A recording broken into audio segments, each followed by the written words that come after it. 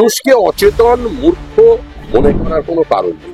পশ্চিমবঙ্গের মানুষ মুখ্যমন্ত্রী যখন রেলমন্ত্রী ছিলেন তখন তার শিলান্যাস দেখেছেন, সেই শিলান্যাসের ওপরে আরেকটা শিলান্যাস দেখেছেন। পশ্চিমবঙ্গে কোনো চাকরি নেই, যারা শারীরিক শ্রম দিতে পারেন তারা হয়ে গেছেন মজদুর। ব্যবস্থা চলবে, এগুলোকে সহ্য করতে হবে। আরো কয়েকটা গ্রেপ্তার করে তো থানায় নিয়ে যায়, জেলে নিয়ে যায়, কিন্তু গ্রেপ্তার করে রাস্তায় 6 ঘন্টা ঘোরাচ্ছে। মুখ্যমন্ত্রী সবকিছু কৃতিত্ব নিতে পারেন, মানুষকে এতটা মূর্খ অচেতন মনে করার কারণ নেই। পশ্চিমবঙ্গের মানুষ মুখ্যমন্ত্রী যখন রেলমন্ত্রী ছিলেন তখন তার শিলান্যাস দেখেছেন, সেই শিলান্যাসের ওপরে আরেকটা শিলান্যাস দেখেছেন। তো মনে হয়েছিল পশ্চিমবঙ্গের মানুষের যে আমরা হয়তো কোনো প্রস্তর যুগে ফিরে গেছি। মানুষের এটা প্রত্যেকের জানা, মানুষকে অচেতন মূর্খ মনে করার কোনো কারণ নেই। মুর্শিদাবাদে তৃণমূলের উপপ্রধান পুলিশকে চট ওটা মারতে পারে। এবার ভিন রাজ্যে পাড়ি দিচ্ছে মেধা জয়েন্টে র্যাঙ্ক হওয়ার পরে 10 জন ভিন রাজ্যে।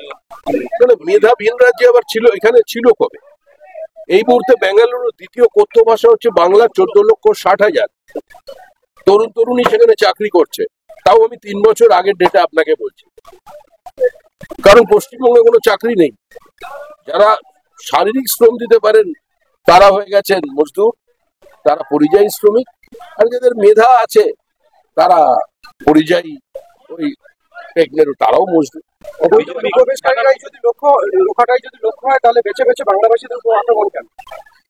ওর উত্তর মানুষ দিয়ে দেবে। দাদা ঘাটাল নিয়ে কি বলবেন? ঘাটালে অ্যারেস্টটা নিয়ে আজকে ঘাটালে যে অ্যারেস্ট করা হয়েছে বিজেপি,